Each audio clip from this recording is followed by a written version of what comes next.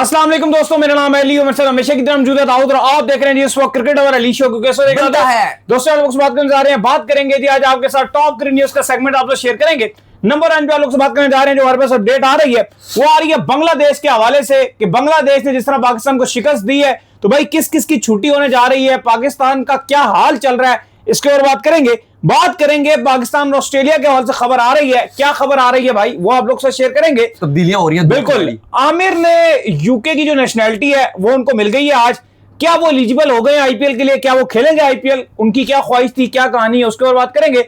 और साहब फरहान के हवाले से कुछ अपडेट आ रही है वो भी आप लोगों के साथ शेयर करेंगे। तो अगर आप हमारे चैनल पर नए पहली बार आए हैं, चैनल को लाजमी सब्सक्राइब करें और साथ के पहले आपको जाना बात का आगाज करते हैं नंबर खबर के साथ जो हमारे पास आ रही है। दाऊद साहब, पाकिस्तान को बांग्लादेश के हाथों ये शिकस्त, इवन आज तो मैं देख रहा था लिटन दास अपने ऑफिशियल पेज से पाकिस्तान को ट्रोल कर रहे थे कि हमने इनको जो क्रश करके रख दी है। तो शान मसूद साहब जो है वो आए थे इसके बाद, जब शिकस्त हुई है उसके बाद वो प्रेस कॉन्फ्रेंस में आए थे जहां पर उन्होंने कहा कि देखिए जी मैं तो नीयत बड़ी मेरी साफ थी और मैं तो पाकिस्तान टीम में तब्दीली के लिए जो है वो कप्तानी के तौर पर आया था कि बेहतरी के लिए मैं पाकिस्तान टीम में जो है बेहतरी लेकर आऊंगा। कप्तानी का जो डिसीजन है वो तो मेरा नहीं होगा।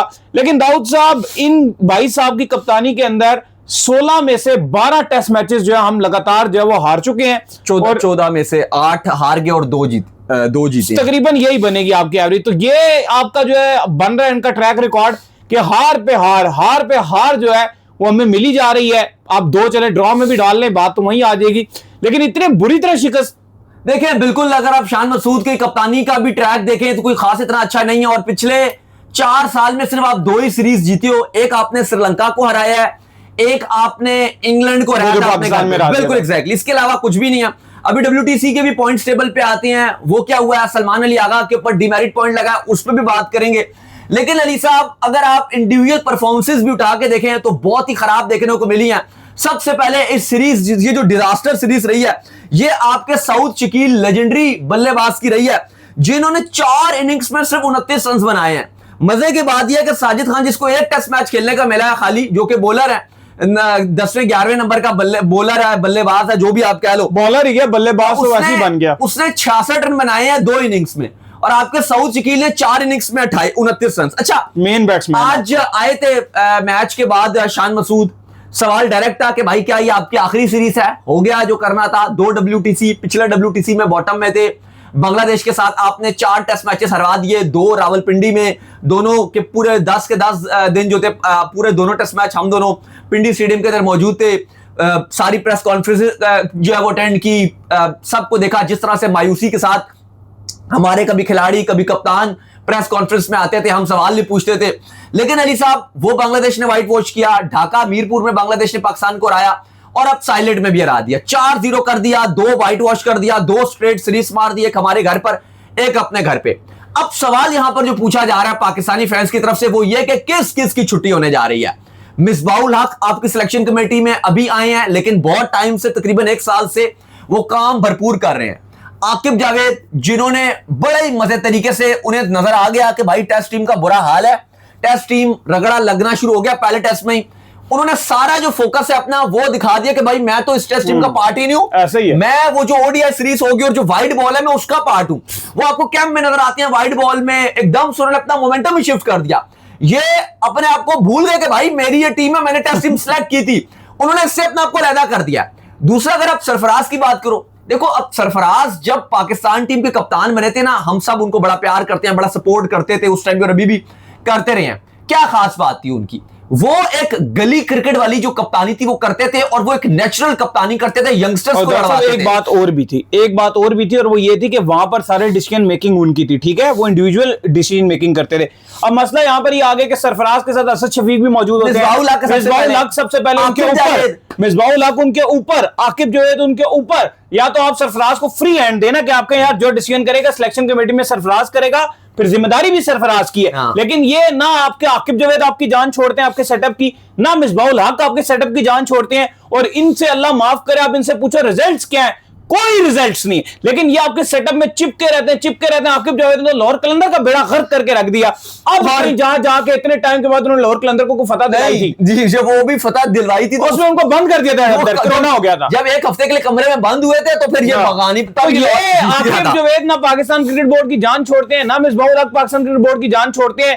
ये पीछे से यही रहते हैं, आगे से सरफराज जैसे चेहरों को प्रमोट करके ना तो सोशल मीडिया पे आवाम को दिखा देते हैं या मीडिया पे दिखा देते हैं, यार देखो अब सरफराज आ गया, अब टेंशन ना लो, होगा, लेकिन बैक एंड ये सब कुछ कर रहे हैं। देखिए बिल्कुल सामने सरफराज का हेड कोच के तौर पे फेस रखा हुआ है, लेकिन आप ये भी देखो ना कि बाकी कौन कौन है। देखो अब शान मसूद की कप्तानी तो बहुत ज्यादा खतरे में नजर आ रही है। आज शान मसूद से सवाल भी जब किए गए और बार बार सवाल किए गए उनकी कप्तानी को लेकर, वो बड़े नाखुश भी हुए। ठीक है, आप हारे हो, नाखुश होते हैं सारे, और ये सवाल चुपता है क्योंकि जब आपके जाने का टाइम आता है कोई भी जाना नहीं चाहता और कोई भी सेटअप से अलग नहीं होना चाहता।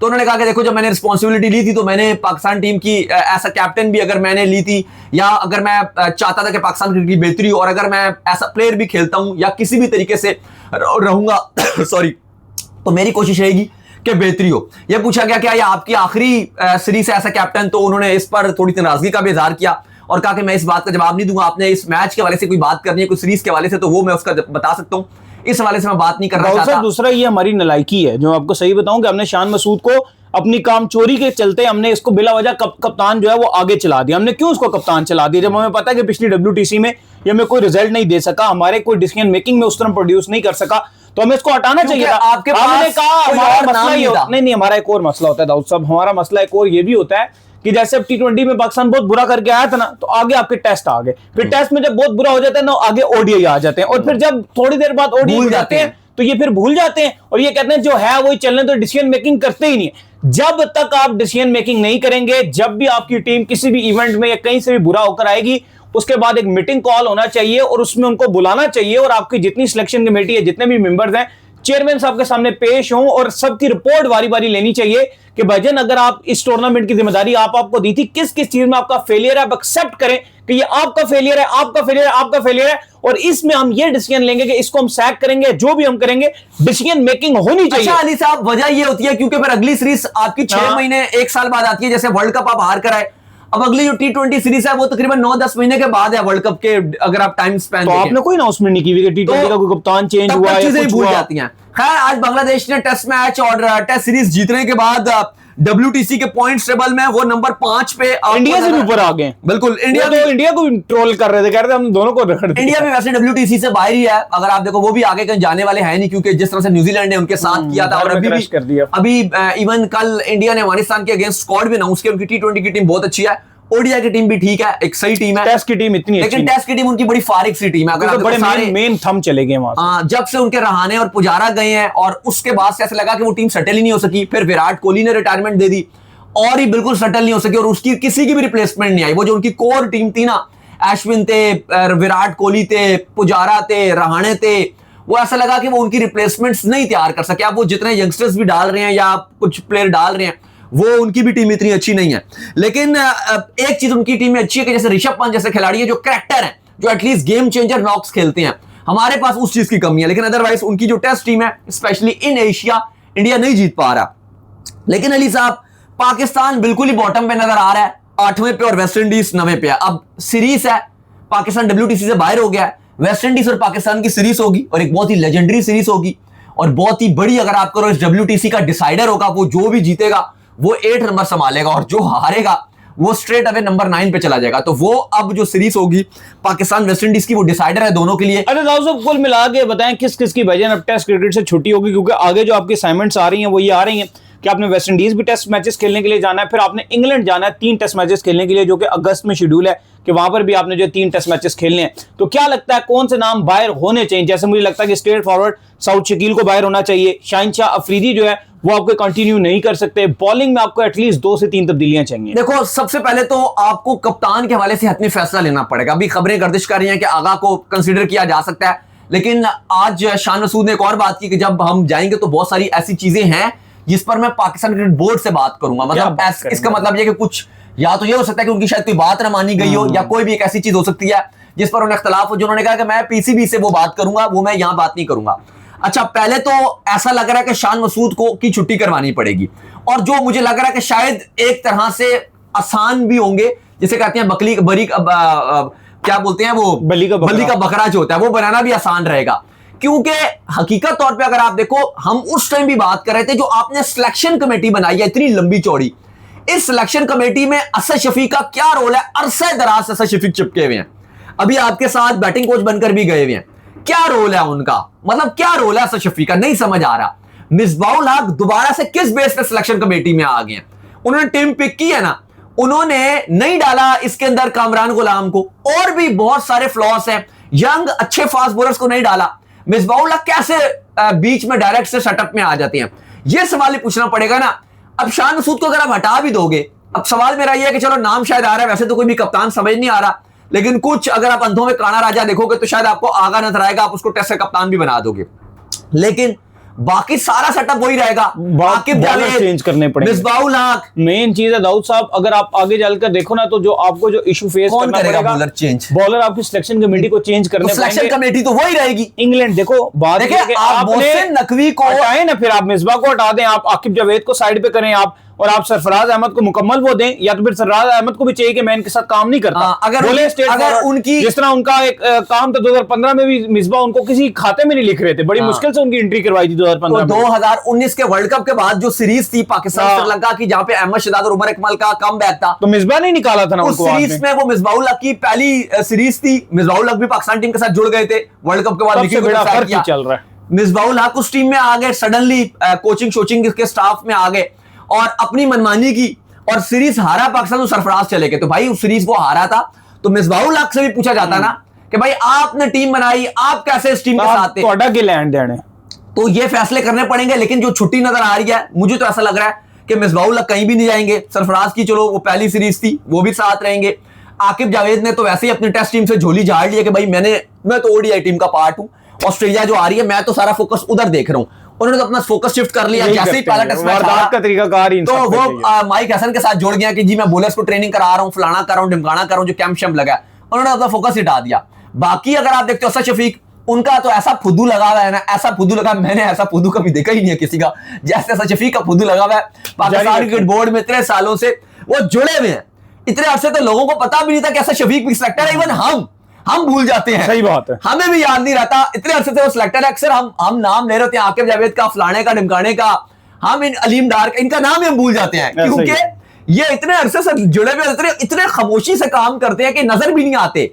ये है बस पेपर में लिखा होता है कि असद शफीक सिलेक्टर है, और कहां पर सिलेक्टर है, क्या काम कर रहे हैं, क्या रोल है। भाई आप अपना रोल भी तो बताओ, किस प्लेयर को आपने पिक किया, किस प्लेयर को आपने पिक नहीं किया, कुछ हमें भी तो पता चले आपकी क्या इनपुट है इस सारे मामले में। ये क्या वो आपने देखा है कि वो एक बाजा बज रहा होता है और पीछे 2-4 बाजे होते हैं जो उसके पीछे बजा रहे होते हैं, जिनको पता ही नहीं होता, वो नहीं बजा रहे होते हैं ना, तो बस ऐसे ही उन्होंने बाजा पकड़ा हुआ होता है। मेन बाजा जोर बजा रहे होते हैं, उन्होंने खाली बस पकड़ा होता है, वो समझ रहे होते हैं हमारा भी बाजा बज रहा है। तो असद शफीक के पास वो छोटा वाला बाजा उन्होंने खाली पकड़ा हुआ, बस इशारे कर रहे हैं कि मैं भी बजा रहा हूं सबके साथ, लेकिन उनका कोई रोल नहीं है। तो आपको उनको भी हटाना पड़ेगा। लेकिन अली साहब, मुझे लग रहा है कि शान मसूद इस टाइम जो जिसकी सबसे पहले छुट्टी होने के लिए जा रही है, शान मसूद है वो शान मसूद, क्योंकि हमने 2 दिन पहले भी 3 दिन पहले भी आपको बताया था कि पाकिस्तान क्रिकेट बोर्ड में भी अब उनसे जो मुंह थोड़ा सा मोड़ लिया गया, और इतनी उनकी कप्तानी से खुशी नहीं है, क्योंकि वो वाहिद कप्तान बने हैं जो बांग्लादेश के अगेंस्ट 4 टेस्ट मैचेस हार चुके हैं, 2 व्हाइट वॉश वो अपना सर लगा चुके हैं, तो उनके लिए चीजें काफी खराब होने जा रही हैं। खैर, इसके बाद जो अपडेट आ रही है वो आ रही है पाकिस्तान और ऑस्ट्रेलिया की सीरीज के हवाले से। आखिरी अपडेट मैं पहले दे दूं, फिर आगे चले जाएंगे।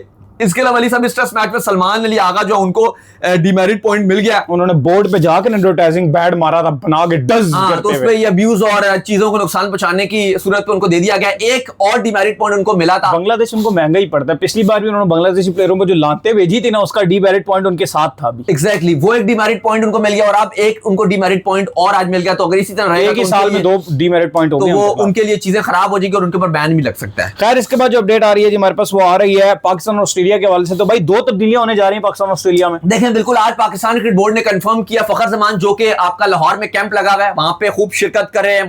माइक हसन जो है वो प्रॉपर काम कर रहे हैं, खिलाड़ियों के साथ बेहतरीन काम जारी है और ट्रेनिंग की जा रही है। आकिब जावेद भी वहां पर जुड़े हुए हैं, 28 लड़के शिरकत कर रहे हैं। आज इवन सिनेरियो बेस्ड मैचेस भी करवाए गए, जिसमें डिफरेंट सिनेरियो के गए, 2-2 टीमें बनाकर मैचेस करवाए जा रहे हैं वहां लगातार, और कैंप भी लगा हुआ है। ऑस्ट्रेलिया टीम भी पाकिस्तान पहुंचने वाली है। अब तो हम हार गए बांग्लादेश से, तो अब आएंगे ऑस्ट्रेलिया पाकिस्तानी देखेंगे, इन पाकिस्तान वो होंगे। लेकिन अली साहब, खबर ये आ रही है कि साइम अयूब ने तो वैसे कैंप भी ज्वाइन नहीं किया था, लेकिन उनके हवाले से बड़ी तशवीश पाई जा रही थी कि वो क्यों टीम में नहीं है। हमने आपको अपडेट भी दिया था कि वो आगे जब पाकिस्तान अपना अनाउंस करेगा तो उसके अंदर साइम अयूब का नाम होगा, लेकिन कोई उनकी अपडेट नहीं थी कि वो इंजर्ड है, क्योंकि पीएसएल तो वो ठीक खेल रहे थे और ऐसा नहीं लगा नहीं कि वो अनफिट हैं, और ये कैंप में भी उनका नाम नहीं था, तो ऐसा तो नहीं था कि वो कैंप में जाके इंजर्ड हो गए। तो आई डोंट नो, लेकिन आज पाकिस्तान क्रिकेट बोर्ड ने अपडेट दिया। फखर तो चलो ये कैंप लगा हुआ था, इसके दरमियान में इंजरी हुई है उनको, कह रहे हैं जी अपनों को रिहैब कंप्लीट कर रहे हैं जी। तो इसलिए हाँ वो रिहैब मुझे नहीं उनकी समझ आई कौन सा वो रिहैब कर रहे हैं, जबकि ओपीएसएल पूरा खेल रहे थे उसमें तो कोई रिहैब नहीं था। पता नहीं और बिल्कुल fit नजर आ रहे थे। अचानक ही इनकी इंजरी आती है। फॉर्म नहीं थी, हाँ साइम अयूब की फॉर्म नजर नहीं आई। फाइनल तक खेले हैं, एक बात है, पीएसएल का फाइनल तक खेले हैं, लेकिन कुछ किया उन्होंने नहीं खास। चलो थोड़े अलबत्ता दोनों की ओर से अपडेट ये है कि दोनों अपना रिहैब कंप्लीट कर रहे हैं, लेकिन दोनों इंजरी की वजह से फखर जमान के वाले से अपडेट है कि वो इंजर्ड है। आज पीसीबी ने ऑफिशियल डाला है और उन पीसीबी का जो मेडिकल पैनल है वो उनको लुक आफ्टर कर रहा है और उनको थ्रू आउट देखा जाएगा। और बड़ी अपडेट यही है कि पाकिस्तान ऑस्ट्रेलिया सीरीज में दोनों ही जो शायद के इस सीरीज में ओपनर होते फखर और साइम अयूब, जो आपकी पहली चॉइस बन भी सकते थे, वो दोनों अब पाकिस्तान ऑस्ट्रेलिया से बाहर हो गए हैं। अब सैयद फरहान तो लग रहा है कि उनको ओपनिंग के लिए उतारा जाएगा और वो रहेंगे, लेकिन अली आपको नहीं लगता कि यहां पे जो समीर मिनास हैं जो बड़ी फॉर्म में चल रहे हैं, पीएसएल में भी अगर आप कोई ओपनर की बात करो, बेशक आपके करंट जितने भी ओपनर खेल रहे थे पाकिस्तानी ओपनर्स की बात करो, तो उसमें सबसे ज्यादा जिसने इंपैक्ट डाला था वो एक समीर मिनास थे और एक सैयद फरहान। देखो दाऊद, आपको उन लोगों को जो है ना वो लाना पड़ेगा जो आपके वर्ल्ड कप 2028 के गोल में शामिल है, ठीक है, 28 मुंह से निकल गया, क्योंकि आपके पास बड़े लिमिटेड ओडीआईज हैं, बहुत ज्यादा ओडीआईज नहीं है आपके पास वर्ल्ड कप 2027 में जाने के लिए। तो उससे पहले आप सिर्फ उनके ऊपर फोकस करें, किसी भी ऐसे प्लेयर के ऊपर आप फिलहाल फोकस ना करें जिसको आपको लगता है कि इसको मैं वर्ल्ड कप 2027 नहीं खिलाऊंगा, बस अभी मैं इसको रिप्लेसमेंट में साइम अयूब की ले लेता हूं या मैं फखर जमान की ले लेता हूं, तो उनके साथ आपका जाना बड़ा इंपॉर्टेंट है। और जहां तक आपने समीर मिनाज की बात की है, भाई उसको फास्ट ट्रैक चाहिए, ठीक है, उसने ओडीआई इवेंट के अंदर भी रन्स किए हैं, ये नहीं कि सिर्फ टी20 में रन्स किए हैं। लोग कह रहे होंगे पीएसएल की बुनियाद पे तुम ओडीआई के कैसे बात कर रहे हो, उसने किया ही ओडीआई में ही किया, तभी वो पीएसएल के अंदर आया। खेलने वाला प्लेयर है, पीएसएल में वो सेकंड टर्म में आया था। आप ये बात समझे कि वो अपने जितना आपका जो टूर्नामेंट चल रहा था, ओडीआई का टूर्नामेंट था जहां पे अंडर 19 का, जहां पर वो कर आ रहा था, उसके बाद उसको जो टी20 में पिक किया गया था। तो अगर आप उसको ये समझते हैं कि यार हाँ ये हमारे वर्ल्ड कप 2027 की जो टीम है उसका पार्ट हो सकता है, देन आप चांस। देखिए मुझे लगता है कि अगर फखर जमान अनफिट हुए हैं तो उनकी अगर आपको रिप्लेसमेंट चाहिए तो ये इमाम उमूम नहीं चाहिए हमें, सीधी बात है। इमाम हो गए, अब्दुल्ला शफीक हो गए, ये चले हुए कारतूस हैं, ये 10 मैचों में 2 में रन बनाते हैं। ये ना करें ना दाऊद साहब, आप जिस तरह आपने बांग्लादेश में भी आपके जब ओडीआईज हुए थे तो आपने वो एक हमारे लेफ्टी बैट्समैन को जो चांस दे दिया था, बस वो जो ओपनर पाकिस्तान के थे, फिर उनको जो है वो आप अभी टी20 में दोबारा ले आए, फिर कह रहे हो जी अभी ये यंगस्टर है, अभी इसका और खेलना है। होता यह है कि अभी यहाँ पे पॉसिबल तौर पे आप फ्लैट विकेटें बनाओगे, ठीक है, गर्मी भी होगी, विकेटें भी थोड़ी सी फ्लैट बनेगी, पिंडी वाला मैच में भी जो अपडेट्स आ रही है फ्लैट विकेट बनेगी, वो आपके लाहौर में भी फ्लैट विकेटें बननी है, तो रन तो बन जाएंगे। अब मसला यह है कि इमाम उमूम आएंगे यहाँ पे रन बना लेंगे, और जब आगे जब बड़ी मुश्किल सीरीज होती है वो रन नहीं बनाते। समीर एक ऐसा प्लेयर है जो एक बड़ा खेलने वाला प्लेयर है, लंबा खेलने वाला प्लेयर है, उसने 150 प्लस वो रन बनाता है और बार बार वो बनाता है। उसके अंदर वो झलक नजर आती है जैसे हमें इंडियन बैटर्स में नजर आती है कि जो लंबा खेलते हैं ओडीआई में 100 के बाद रुकते नहीं है कि अपना 50 कर लिया 100 कर लिया, अपना जब वो आगे जाते हैं 100 के बाद और सटल नजर आते हैं। तो समीर मिनास में वो आपको चीज नजर आती है जो बहुत ही लिमिटेड आपको नजर आती है, आपके बड़े बड़े बैट्समैनों में वो नजर नहीं आती कि 100 के बाद भी खड़े रहें, प्लस वो तेज भी खेल सकते हैं। तो समीर मिनास को आपको चांस देना पड़ेगा। और कुछ लोग कहेंगे भाई तुम बहुत जल्दबाजी कर रहे हो, क्या जरूरत है समीर मिनास को, तो भाई अभी भी तो आपने जो बांग्लादेश के अगेंस्ट ओपनर उतारे हुए थे, अब्दुल्ला फजल, वो कौन सा 23 साल के हैं, वो आपने जो अजान व्यास को उतारा था वो कौन से बड़े हैं, वो 21 साल तो का। इससे पहले क्या ओपनिंग जोड़ी थी, देख लो ओडीआई में भी आपने ओपनिंग जोड़ी कराई, सदाकत को आप देख लो, वो भी यंगस्टर है, वो आपके शामिल हुसैन, मैं शामिल की बात कर रहा था, शामिल को देख लो, वो भी कितने यंगस्टर हैं। तो बात यह है कि अगर आपको सदाकत को आप टीम के साथ रखिए, आप समीर मिनास को रखिए, बेहतर है कि जो आपके सीनियर कुछ नहीं कर पा रहे, बड़ी बड़ी बांग्लादेश से सीरीज हरवा रहे, कम से कम ये यंगस्टर्स को चांस दिया जाए, क्या पता कुछ तो बेहतरी होगी। लेकिन खैर बड़ी अपडेट यही आ रही है कि फखर जमान और साइम अयूब दोनों ही बाहर हो गए। खैर इसके बाद जो खबर आ रही है वो आ रही है दाऊद साहब मोहम्मद आमिर के हवाले से, और खबर ये है कि मोहम्मद आमिर को यूके का जो ऑफिशियल पासपोर्ट है, जो नेशनैलिटी है, वो आज जो है उनको मिल गई है और उनके हैंड ओवर जो है पासपोर्ट कर दिया गया है। उन्होंने इसके ऊपर बड़ी खुशी का भी इजहार किया है, एक नई जर्नी जो उनकी शुरू हो गई है। अब फैंस लगातार ये सवाल पूछ रहे हैं कि भाई अगर उनको यूके की नेशनैलिटी मिल गई है तो क्या वो आईपीएल के लिए एलिजिबल हो गए हैं, क्योंकि लास्ट टाइम भी जब उनसे पूछा गया था कि अगर जो है सेम टाइम के ऊपर आईपीएल भी होता है, पीएसएल भी होता है, और आप चूंकि आपको यूके की नेशनैलिटी मिल जाएगी तो जिस तरह अजहर महमूद खेल सकते थे तो आप एलिजिबल हो जाते हैं, तो फिर आप क्या करेंगे। तो उन्होंने कहा था मैं आईपीएल खेलूंगा, जो सीधी सी बात है, और उन्होंने इसमें अपनी टीम भी खेलता रहा हूं मैं, बिल्कुल इसमें उन्होंने अपनी टीम भी बताई थी कि बेहतर है कि मैं रॉयल चैलेंजर बेंगलोर की तरफ से आईपीएल। हाँ, विराट कोहली की जो टीम है, और क्योंकि वो विराट कोहली को पसंद भी बड़ा करते हैं और विराट कोहली ने इनको जर्सी भी दी थी। तो देखें अब अपडेट यह है कि मोहम्मद आमिर को यूके की नेशनैलिटी मिल गई है, पासपोर्ट तो उनके पास आ गया। वैसे अगर आप देखो तो वो एलिजिबल हैं आईपीएल खेलने के लिए। लेकिन जो इस टाइम अब इंडिया पाकिस्तान के ताल्लुकात चल रहे हैं, मुझे नहीं लगता कि वो पहले थोड़ी सी चीजें ना पुरानी हो गई थी। जब अजहर महमूद खेल रहे थे, वो मुंबई टैक्स हुए थे, उसके बाद चीजें हो गई थी, तो वो चीजें ना काफी डिफरेंट हो गई थी। और फिर उस टाइम बिल्कुल ही सन्नाटा हो गया था पाकिस्तान इंडिया के दरमियान। महमूद पाकिस्तान क्रिकेट से भी काफी टाइम से खत्म हो चुके थे और वो बाहर ही चले गए थे, यूके ही रह रहे थे। लेकिन जो आमिर है ना, आमिर वो अभी करंटली पाकिस्तान सर्किट में ही नजर आते हैं। पीएसएल में भी लोकल प्लेयर के तौर पर खेल रहे होते हैं। फिर उसके अलावा वो अभी 2024 का T20 वर्ल्ड कप खेले थे। मुझे नहीं लगता कि आईपीएल या जो बीसीसीआई है, जो इंडिया है, वो आमिर को पिक करेगा। एक तो वैसे भी पिक नहीं करेगा पाकिस्तान के रिलेशन की वजह से, और दूसरा अब एक और भी मसला आ गया ना। अब आमिर क्योंकि पाकिस्तान में तो रिटायर्ड है, खैर वो कहीं भी जाकर खेल सकते हैं, कोई इशू नहीं है। पाकिस्तान से तो वो उनकी क्रिकेट अब एंड हो चुकी है। लेकिन अब आमिर की फॉर्म भी कंसर्निंग है। अब वो आमिर का पेस भी नजर नहीं आया। इस पीएसएल में भी खेल रहे थे, अब उनकी वो फिटनेस भी थोड़ी कम हो गई है, वो उनका पेस भी वो मजेदार नहीं रहा। और फिर अगर आप आईपीएल की बात करो, मैं फिर वही बात कर रहा हूं कि अगर अब जिस तरह से पाकिस्तान इंडिया के ताल्लुकात हैं, बिल्कुल पॉसिबल नजर नहीं आता कि वो आमिर को पिक करेंगे। लेकिन आमिर पॉसिबल तौर पे अपना नाम आईपीएल के लिए डालेंगे अगले साल ऑक्शन के लिए। देखते हैं, वैसे आखिरी साल हो सकता है, अगर अगले साल ले लिया तो ले लिया, वरना फिर आगे मुझे आमिर कितनी क्रिकेट नजर भी नहीं आ रही। उनकी क्रिकेट वैसे भी 1-2 साल की रह गई है। खैर, जिसके बाद जो खबर आ रही है वो आ रही है साहिबजादा फरहान के हवाले से।